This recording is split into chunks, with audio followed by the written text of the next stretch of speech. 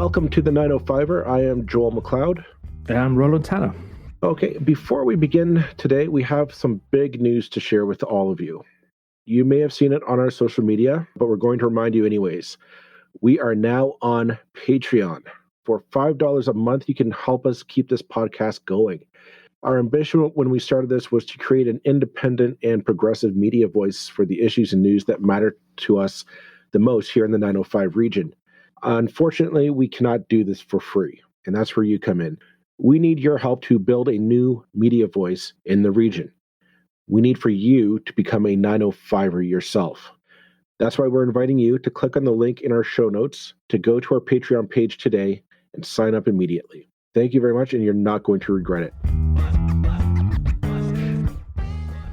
Okay, now that that's out of the way, moving on. If you haven't already, I'm going to recommend that you go and listen to our Tuesday episode on the Caledonia land dispute issues. There's a lot to unpack there. Our guests, Sean Vanderklis and Karl Dockstader, were very kind to enlighten us and to fill in a lot of our gaps on the history and knowledge of the situation. We recommend that you go listen to that now if you haven't, so that you're up to speed and educated as we are. So, Roland, what were your thoughts on our discussion that day? I thought it was fascinating, and that may have come across in my voice at various points. It's so interesting, and really, this is the kind of thing I think both of us started this podcast to do, to try and get stories out. And sure, this was in the Spectator last week. It's being covered in other journalism too. However, to be able to speak to two people who know the story intimately, who've been involved in it, whether willingly or unwillingly, is really important. To speak to them for like a full half hour rather than a kind of 5-minute couple of sound bites, which you tend to get on regular radio, is really great. So just fascinating story. And like I think I said in the interview, it's shaken me to an extent this year to see, particularly with what's happening in Caledonia happening at the same time as what's happening in Nova Scotia, to see two stories where the protesters, if you like, are from different sides of the divide, or what's perceived to be the divide, being treated by the law enforcement agencies of the respective regions in what seems to be a very different way. And that's really worrying, to say the least, worrying. Mm-hmm. And we have to face up to that kind of thing. And we can't brush this under the carpet anymore. It's not good enough. And I know many people who have either worked for the various police services or whatever. And I know sort of hearing me as a friend say, wow, this really sucks that what we're seeing happen with police in different places. It's going to be hard for them to hear, but we have to face up to this. We can't, when it seems so blatant in these two cases, above all, and then we had, not to mention Black Lives Matter earlier in the year and everything else. Yeah, we have to face up to it, and we have to accept that every institution is open to criticism and has to be able to accept criticism. And just this kind of blanket, hey, don't be nasty about the boys in blue stuff, is just not going to wash it anymore. Yeah, I know that you and I have been talking about doing this episode for quite some time now. I think I want to say almost a month we've been wanting to touch upon this, but it was one of those things of, we knew as a couple of white guys just saying, hey, let's go talk about what's going on in Caledonia wasn't good enough. We needed to really unpack and get a real handling on what was going on. And more than beyond the simple land claim, it's just a couple of protesters on a housing development land. That's not really the story here. The story is going back centuries. And the protesters who are there, the Six Nations members who are there, it's clearly in their mind, they're thinking of centuries-old transgressions that are still unfolding today, clearly. And I agree entirely with what you're saying there, Roland, but just how the parallels between what's happening provinces away, and that it's okay for one group of people to have police exercise force to kick them off their land, and yet when another group of people need the police to defend them on their land, they're not there. We want to talk about systemic racism and what's going on that front. That's kind of what people are talking about. It's that the policies allow for certain actions to happen or not happen depending on which side is being aggrieved. And that can't be what the police are for. That might be the way that things have always been done, but we're talking about massive, massive change to institutions here. And that's what I think the police are a good way to look at as an institution that is in need of change. And I think we've all seen that this year, is that there's an institution in our society that is in need of massive systemic change. It's our policing forces. And not to say that the police are bad guys, but you have to sit there and wonder, like, why is it that we're always vilified? And don't give me it's the media, you're giving me a bad rap. No, we've all seen the videos. We're seeing the responses. The cookie cutter PR key messaging sheets that you're being fed aren't cutting it anymore. If you want to talk real justice, take a step back and look at what you're doing. My hope is that after 2020, maybe 2021 is the case where we sit down and actually see our federal leaders, the Justin Trudeau, sit down and say, we need to talk real change, not just a few platitudes given here and there, but sit down and start talking real change. It hasn't happened yet. It's a travesty on all of us as Canadians that this has not been properly addressed. I'm struggling to find the right words to sort of put this in. The police should welcome this in many ways, and it's probably a very faint hope that they will. Police forces should want to be better, should want to be the best that they possibly can. They should want to be the most fair, most even-handed, should want all these things.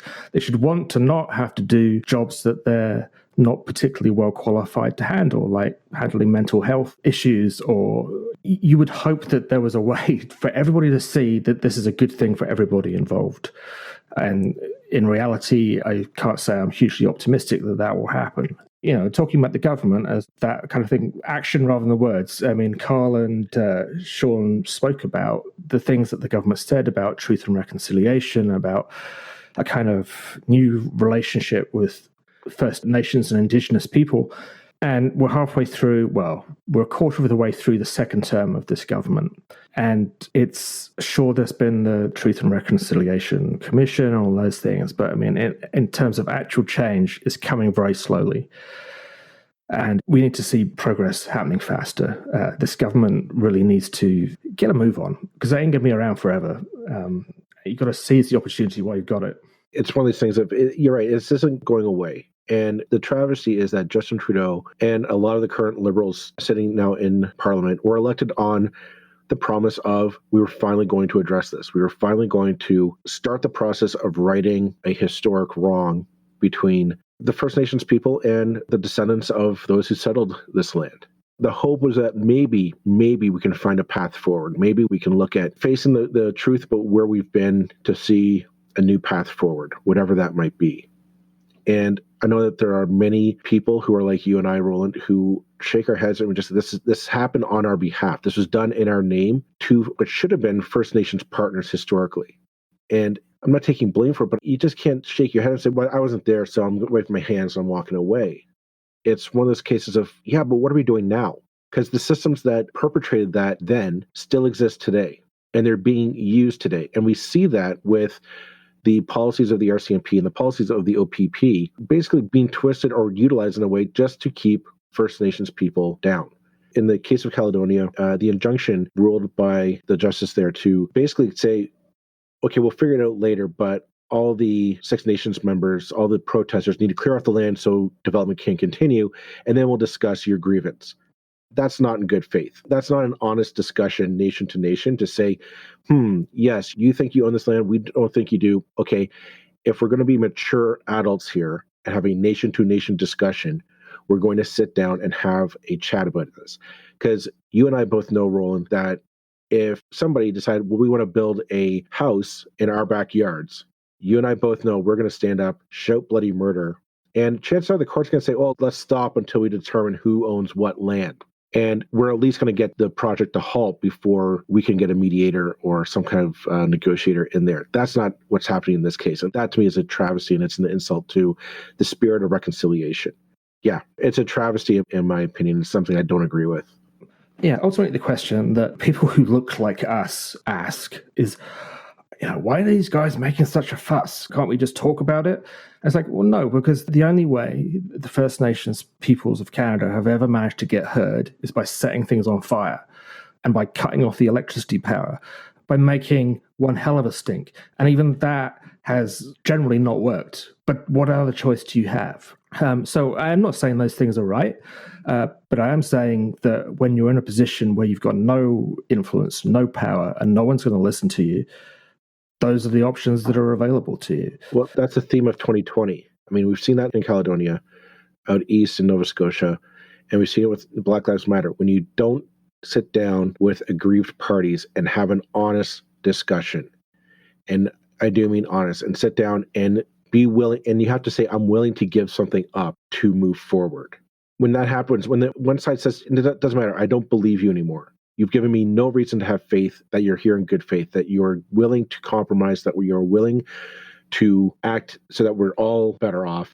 That's what gets you protests in the streets. That's why you get people sitting in on land developments, and that's why you get people pushing their way through barricades so that they can get their boats out on the water for their livelihood. Democracy is messy, and that means sometimes you have to sit down with people that you vehemently disagree with.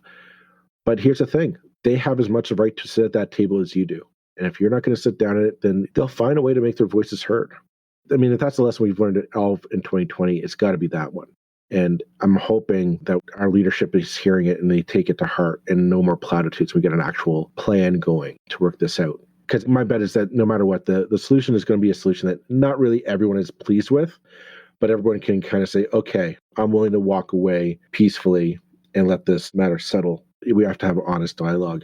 And I don't see that happening in any of these places right now. Yeah, we talk about First Nations. They are nations. They are the nations who were here before our nation. We talk about speaking nation to nation. We talk about Indigenous and First Nations laws, the laws that pre-existed the colonizers. But actually, when it boils right down to it, it's like, you have to come to our courts. You have to play by our rules. You have to do it. Play by the rules, basically, that were invented in medieval Europe about who owns sheep and fields and stuff. Right. Basically, feudal laws that were invented for aristocrats thousands and thousands of miles away. This is how you're going to have to work. And until we start treating the Indigenous peoples of Canada not as these kind of, basically almost as kind of wards of the state, as like children who must be... Stop treating them as land occupiers. Start treating them as equal partners in confederation. Yeah, that's simple, isn't it, really? What else is happening, Roland? What else is happening? Well, let's rant about something else. And we've got a good one to rant about, and it's in the 905 as well. And it's Mr. McVety, or is he Reverend McVety? I don't know. Anyway, the Canada Christian College and School of Graduate Theological Studies, which is in Whitby, Ontario, has been lobbying quite strongly the provincial government to become Canada Christian University. And this has caused somewhat of a stink in the legislature, and I would say probably rightly so. I think Mr. McVety is well established as a donor and supporter of Doug Ford's campaign to be leader of the PCs. He was one of the backers during his leadership campaign, and is touted in the press as being one of the key supporters and backers as to why Doug Ford is leader of the Conservative Party of Ontario today. And there's nothing wrong with any of those things if you don't also have a history of openly homophobic statements aimed at Muslims, the entire Islamic religion. We know how this story goes, right? It's the kind of US-style evangelical, I would say extreme far-right form of kind of political Christianity, for want of a better word.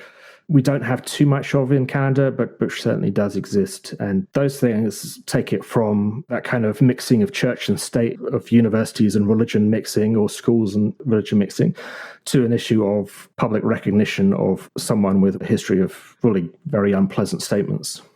Well, I mean, the real issue is the fact he put his case in front of the board that would allow him to grant Bachelor's of Arts and Bachelor of Sciences degrees through his institution to students.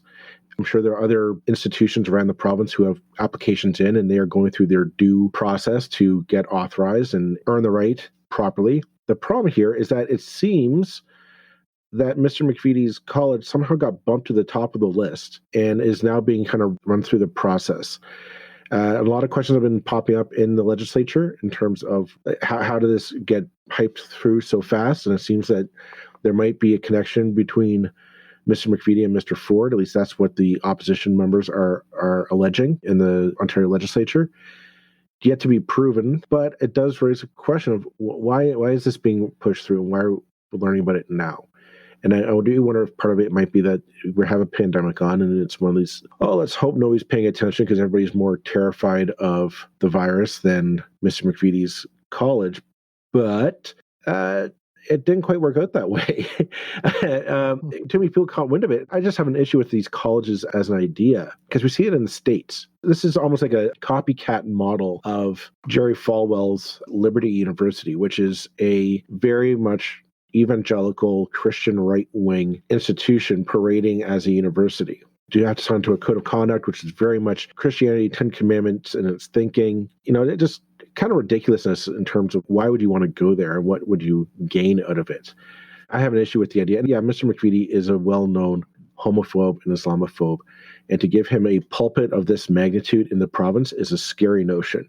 I'm not comfortable with a man like that being allowed to preach his hate to young influential minds.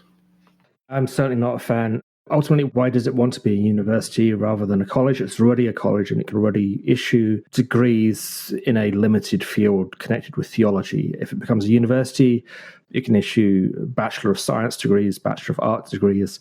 Well, it's not going to be a very good science, is it? Well, on that note, you have to believe in science to issue a science degree. Are they going to talk about climate change? Are they going to talk about how an abortion is medically induced? Forget the philosophy or your ethics surrounding it, but, would they discuss that in a medical science class, in a biology class? How does that happen? That kind of thing. The complexities around female reproductive rights. The ideas are higher learning institutions are places where we go to debate these ideas. And we have honest debates. You can't have an honest debate if the outcome has already been predetermined that, no, this is wrong and this is right. And Mr. McVety has the final say on that argument. That's not a marketplace of free ideas, if you will. It's indoctrination is what it turns out to be. In Canada, I believe, we were talking about this just before we came on, there's places like Liberty University or private universities. They don't take anything from the government, I don't believe. You know what you're paying for when you go there. So fine, whatever. Still not a huge fan, but if you're a university in Ontario, you're receiving government accreditation, basically, that you are a certain standard and that you abide by the norms of our province. I don't see any way in which this university can do that. Certainly not outside of the very narrow field of its own theology.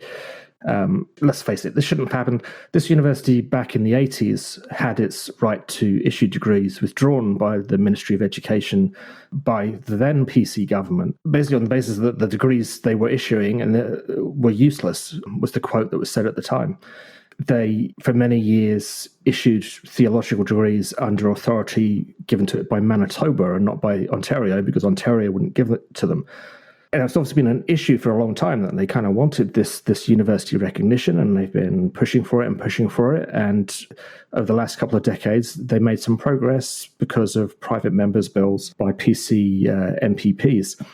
I don't see that something that was seen as objectionable in 1982 is any more acceptable now in our much more... let's face it, the world has moved on a lot since 1982, in my opinion, in a much better direction. So if it wasn't, are we really going to say that this kind of thing is acceptable now that even in 1982 was seen as out of line? We're going to have an institution that basically is going to come out and say that the millions of Ontarians who live in a same-sex marriage are wrong, and that's what they're going to preach to their students. The fact of the matter is, same-sex marriage is the law of the land. It has been for over 10 years now. Our society has not crumbled and fallen into anarchy. It is actually going quite strong and quite prosperous, and it was probably one of the better ideas that the previous Liberal government brought in. But let's face it, that argument has sailed. We now accept that same-sex marriage is a norm. It is acceptable. It is promoted. We want it. We like it. It's here to stay. Mr. McVety somehow can't seem to get a hold of this concept and is now stuck in the past, and he expects all of us to return to the past with him. And I'm sorry, but no. It's about time that you caught up with the rest of us. It's 2020. We're all living in it. You can live here with us. It's miserable, but we can all get along. And the counter argument that I'm sure Mr. McVety would be, I was going to call him Mr. McVety, like the biscuits. Sorry, going off track here completely. I'm sure the counter argument he'd be giving us if he was speaking here now, and he's welcome to call us and give us his opinion if you'd like, is about freedom of speech. And I will defend the right of religious expression as strongly as anything else. You're allowed to have your religion and you're allowed to have your beliefs. You don't have free access to promote those beliefs under the flag of the government, in essence. We accept it as a right that people can have their religious beliefs, but that's not the same as being able to just go out and market that contrary to the laws of the province. Freedom of speech isn't freedom to... It's not freedom to be heard. It's freedom to speak. It's not freedom to have ears actually hear you. And I think that's an important distinction. He lost the argument. He needs to accept it and move on. That's what it boils down to. Well, more importantly, the Premier's lost the argument and made a mistake. And if the Uncle Fluffy version of Doug, who's the listening, caring, sharing version, is anything more than a mirage, then he should fess up, be a decent human being, and change his mind. Let's leave it at that. That's it for this episode of the 905er. Thank you for listening. As always, you can send us your feedback, thoughts, and concerns, or ideas for future episodes to our email, info@905er.ca. We'd love to hear from you. You can help us keep the 905er going by financially supporting us through Patreon as well as PayPal. Visit us at 905er.ca and click on the support tab. As well, links are in the show notes for your convenience. Lastly, you can find us on social media. Search for _905er on Facebook, Twitter, Instagram, and LinkedIn. So long for now. See you next time.